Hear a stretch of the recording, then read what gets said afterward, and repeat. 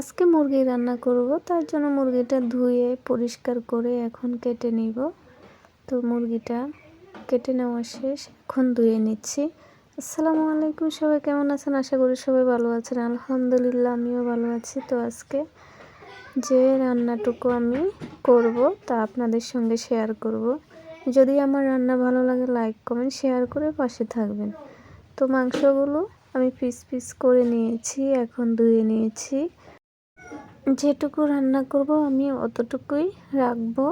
এখানে হলো মুরগির পা, গিলা, কলিজা, চামড়া এগুলো আলাদা করে নিয়েছি, এগুলো অন্যদিন ভুনা করব। এখানে কাঁচামরিচ, পেঁয়াজ, টমেটো এগুলো কেটে নিয়েছি। তো মাংসটা হলুদ এবং লবণ দিয়ে মেখে রেখে দিয়েছিলাম কিছুক্ষণের জন্য। এখন তেলে দিয়ে দিলাম, গরম তেলে। মাংসটা আমি এখন ভাজি করে নিব, উল্টিয়ে নিচ্ছি।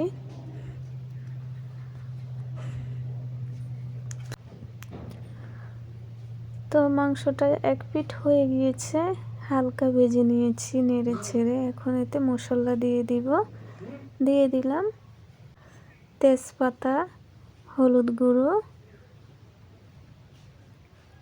একে একে সবগুলো আমি দিয়ে দিব।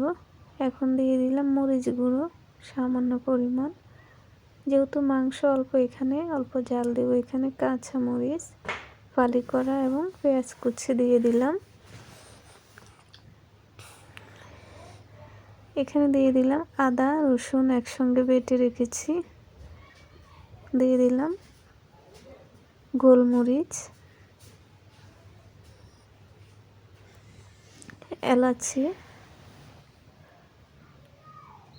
আমি সবগুলো মশলা এখানে দিয়ে দিলাম। মাংসটা হালকা ভেজেছি, আজকে বেশি শক্ত করব না। এখন দিয়ে দিলাম সামান্য পরিমাণ হলুদ এবং পরিমাণ মতো লবণ, লাগলে পরে দিব। একসঙ্গে লবণ না দেওয়াই ভালো, পরে নামিয়ে নেওয়ার আগে একটু দিয়ে দিলেই হয়। এখন আমি সব কিছু একসঙ্গে মিশিয়ে নিব। আজকে আমি বাটা মশলা ইউজ করিনি, আজকে এখানে রাঁধুনি গুঁড়ো মশলাটা দিয়েছি। এখন সব কিছু ভালো করে নাড়তে হবে, না হলে নিচে লেগে যাবে।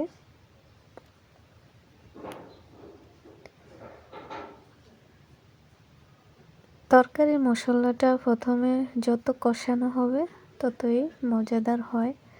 এখন কলিজাটা দিয়ে দিলাম। কলিজাটা তেলের ভিতরে ভাজা করতে গেলে ফুটে তেল এসে গায়ে পড়ে, তার জন্য রেখে দিলাম। এখন আমি পানি দিয়ে দিব সামান্য, তরকারিটা ভালোভাবে কষানোর জন্য। এখন দিয়ে দিলাম আলু, যেহেতু মাংসটা আদা ভাজা করে নিয়েছি তাই আলুটা এখন দিয়ে দিলাম। একসঙ্গে হয়ে যাবে, এই ঝোলেতে হয়ে যাবে। আজকে বেশি ঝোল রাখবো না, এখন ঢেকে দিলাম। তো আমার মাংসটা অলরেডি হয়ে গিয়েছে।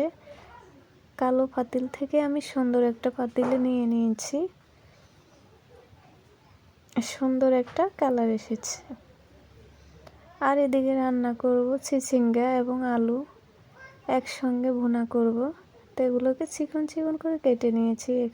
এখানে আছে মাছ, তেলাপিয়া মাছ ভিজিয়ে রেখেছি। তো এখন মাছ, চিচিঙ্গা এবং আলু একসঙ্গে ভুনা করে নিয়েছি, বেশি ঝোল রাখিনি, মাখা মাখা।